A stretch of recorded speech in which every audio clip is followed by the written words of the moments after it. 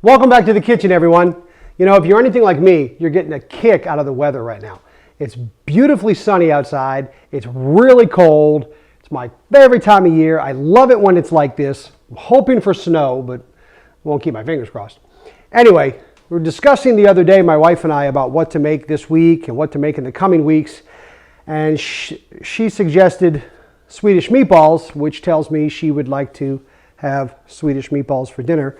So I thought that would be fun. I thought it sticks with our theme of these hearty dishes that you can create in one big pot, one big pan, whatever you want. And the neat thing about Swedish meatballs is they're very easy to make. There's not a lot that goes into the meatballs because, you know, when you take some meat and mix it with some seasoning and roll it up, a meatball is a meatball is a meatball. Most importantly is that you've got good quality meat. We're going to use ground beef today, which I don't often do, but every once in a while I like to, and when I do, I always go for a really super lean ground beef. I just prefer it that way. This is 93.7 ground beef, 1 pound of it. And we're going to mix the meatballs, and what I'm going to show you is the key to a meal like this, the key to a traditional Swedish meatball is the sauce, the gravy, whatever you want to call it, that these are going to simmer in. That's what makes Swedish meatballs. You can have a good meatball, but if you don't get the sauce right, you blow everything up.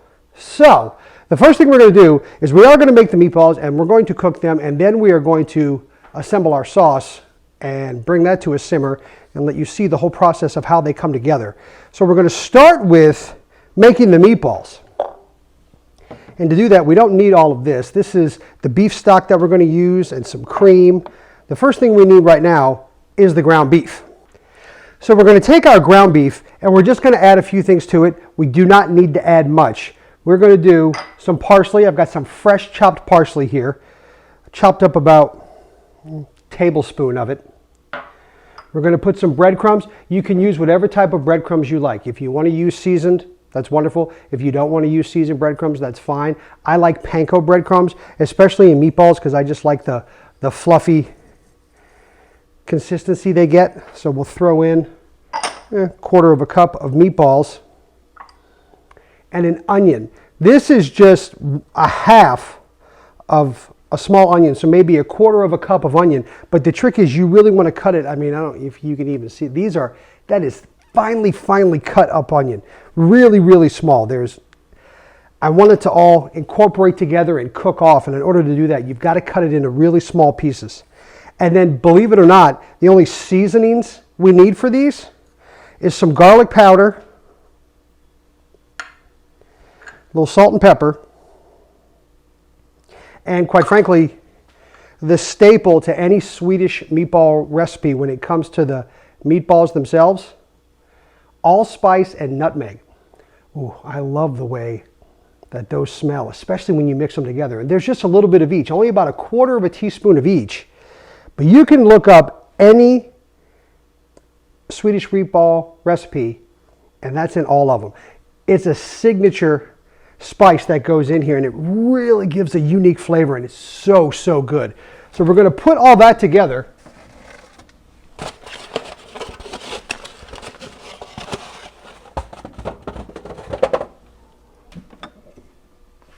And we're going to use, some recipes call for 1 whole egg, some recipes call for 2. I don't think you need that much. I am going to use a couple, but I'm only going to use the egg white because, once again, I'm just an egg white, avoiding egg yolk type of person. So I'm going to use a couple of egg whites here, and I'm just going to slowly get some of that in there. Perfect. That is all we need. And I'm going to go ahead and mix these together. And unlike in other recipes, I'm going to mix these with my hands. So I want to get my hands a little wet. And I'm going to mix this together with my hands. And the biggest reason why is I want to make sure I prevent over mixing. You don't want to over mix meatballs because you want them to come out really light and fluffy. And if you over mix them, if you mush everything together too much or push too hard, they get really, really dense. And they turn into bricks. I've said that. I feel like I've said that so many times, but it's so true. So I'm really just taking all this and turning it over and pushing it down. Turning it over and pushing it down.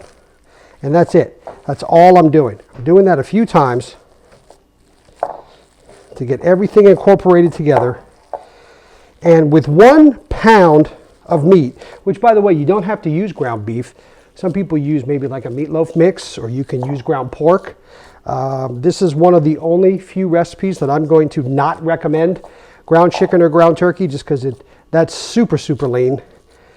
And the flavor is very different. So I would stick with ground beef or ground pork. That's just me. And that's all I'm going to do is just fold them and mix them together. And then with this 1 pound, I should get about 12 meatballs. So I'm just going to be breaking off pieces and forming them like that. See how easy that is? No big deal. Just breaking off some pieces and mixing them, rolling them together. And you have all your steps and ingredients right there in the description below, so you can check this out at any time while we're making these meatballs. Click that subscribe button when it pops up. You should see it right there. Let's go ahead and get these done. Like I said, I'm aiming for 12. 10 is acceptable. Anything less than they're way too big. Just rolling them like that, dropping them down. What do we get? 2, 4, 6, 8, 10, 12. Haha, not bad. 12 meatballs. Perfect. We are going to cook these on the stove, and then we're going to go ahead and get into the big part, which is the sauce. Now for these, a nice big saute pan, the biggest one you got. Want to get that good and hot. So yes, the fire is already on. That's by design. And I'm going to put a couple of tablespoons of olive oil. Some recipes will call for butter. I'm more of an olive oil person as it is. So whichever your preference, butter does have a really great flavor, especially when you're sauteing, but you do run the risk of browning faster than you would like. So I'll use something like olive oil because it's lighter and the flavor is a lot lighter. And it doesn't burn near as fast. So we're going to let that get hot. And as that's getting hot, we're going to take our meatballs and just put them all down. We are going to cook them right here. Oh, here it comes. We are going to cook them right here in this pan all the way through. We're going to brown them all the way around and make sure they're cooked in the center, at least 165 degrees.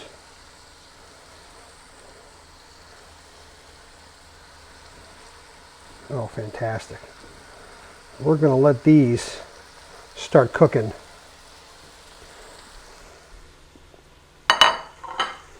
This doesn't take a super amount of time.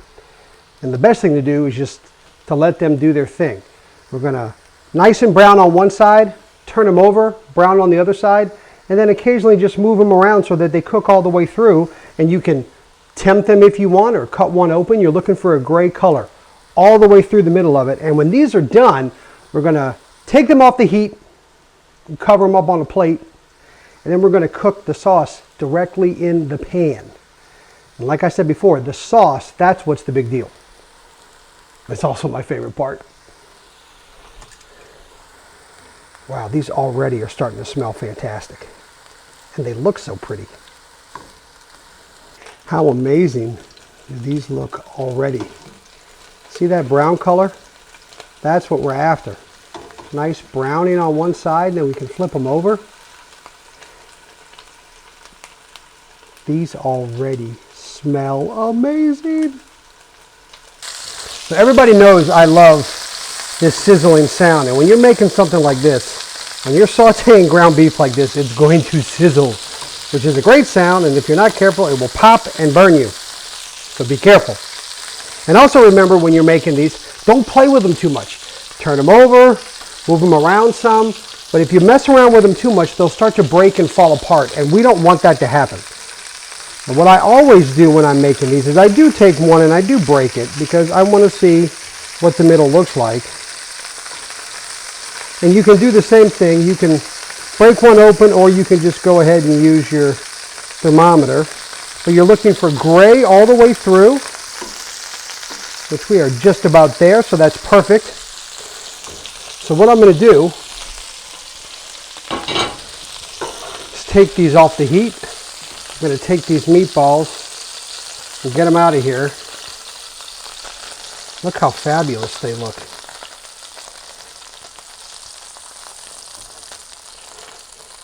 And depending on the beef you use, if you use beef, whether it's 93.7 like these, or 90.10, or 80.20, 85.15, whatever you use, you will have some residual drippings and grease left over in here. And we don't need all of this. It's not that you don't want it, you just don't need it. So I am going to discard some of it.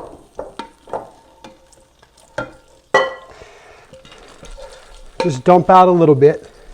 And this pan, now here's where the fun begins. Like I said, the most important thing that we're going to make for Swedish meatballs is the sauce. So the meatballs can just sit to the side, and we will lightly cover them in foil so they can stay warm. But the sauce is what's the most important, and we're going to make it directly in the same pan that we just made the meatballs. So I'm going to turn the heat back on, but more like a medium-low, because I don't need a really high heat, because this is already hot, number one. And number two, when you cook a sauce like this, if you get it too hot too fast, you run the risk of it, anybody? No? Maybe? Breaking. You run the risk of it breaking, and we don't want that to happen. So I'll turn the heat down. This pan is still hot, and I'm going to dump some butter in there.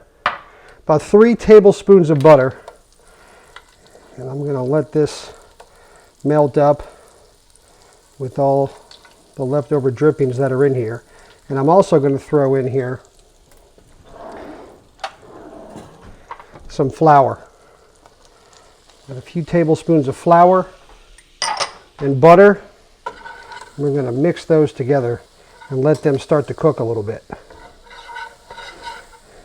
Like I said, turn the heat down because this is all going to happen rather fast. We're going to let the butter and the flour cook together. It starts to get, you see that brown color? It starts to get rather brown fast. So when that happens, I'm going to pour in cream and beef stock together. Some recipes will call for beef broth. If you've watched other videos of mine, I like to use stock. I like the flavor that comes with stock. I think it's a much more potent flavor. I like stock very much, and I'm also using light cream. I'm not using heavy cream.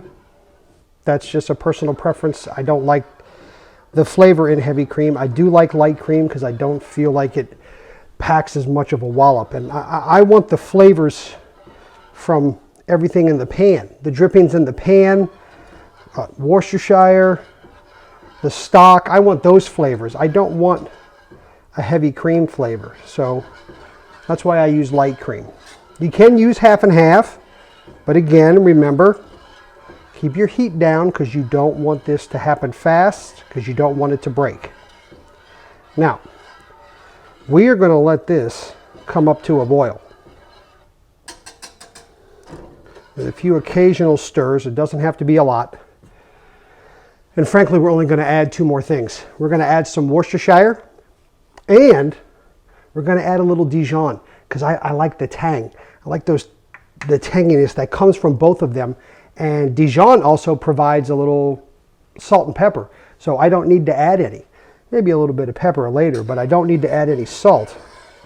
But I'm going to let this start to thicken up.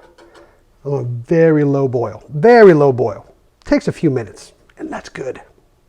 See those bubbles forming? It's happening slowly. We're on a low heat. Occasional stir. But we're letting this thicken. Letting it reduce down and thicken some.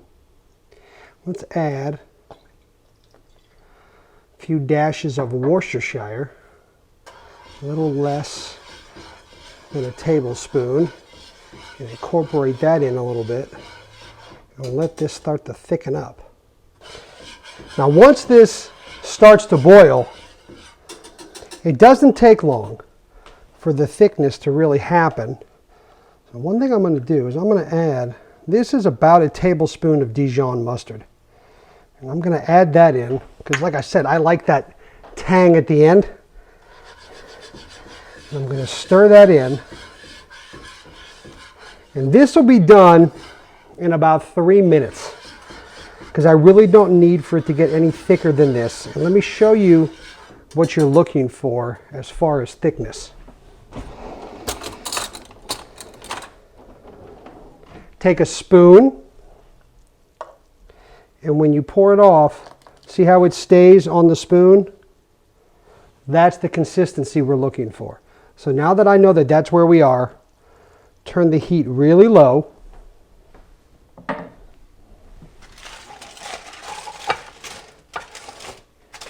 And the meatballs go back in. I'm going to put the meatballs in here.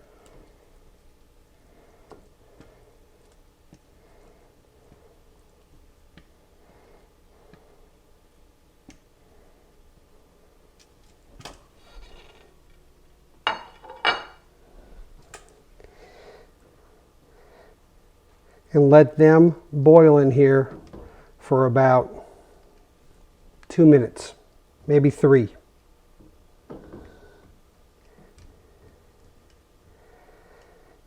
And then we will be ready to serve this up.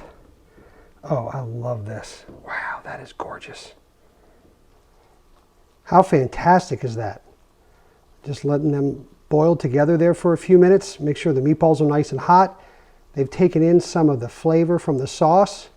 The meatballs have also added some flavor to the sauce. These are perfect. Wow, that is exciting. Oh, I love them. I cannot wait to try these. And look, let me show you again the sauce. See, watch. Look at that. See how it stays on the spoon? That's what you want. That is just the right consistency. Now, so many different ways to serve Swedish meatballs. Because if you want to get extremely technical, the most classic and traditional of ways would be with potatoes, usually boiled potatoes. A lot of people serve them over rice, pasta, and or by themselves. Now, for me, for us, Italian, big pasta eaters, so any opportunity I can get to throw something with some noodles, I'm going to do it. I've got some beautiful, just a little bit, because you don't need a lot with these, because this is the meal. So a little bit of pappardelle noodles. And again, with something like this, I really want the meatballs to kind of steal the show. So I put a little bit of noodles just in the middle of the plate. We'll go ahead and put some meatballs right up against it. So it kind of puts some height in the middle.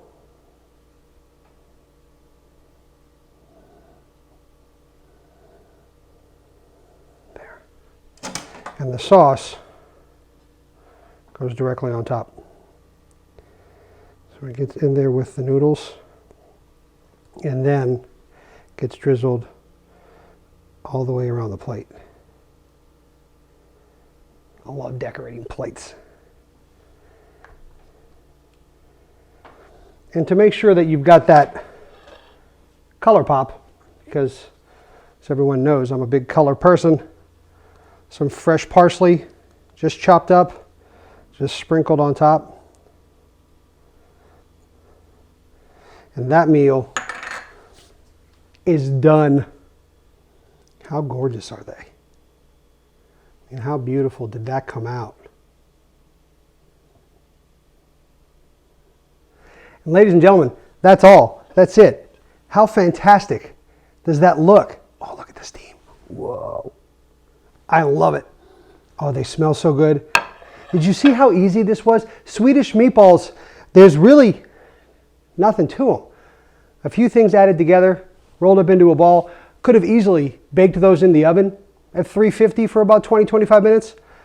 I think it's more fun to cook them on the stove in the same pan that we're going to make the sauce, so all the flavors come together. Remember, when you're doing this, the sauce is the most important thing, and not because it's complicated. Cream, beef stock, some Worcestershire, some Dijon, flour and butter. I mean, that's really it.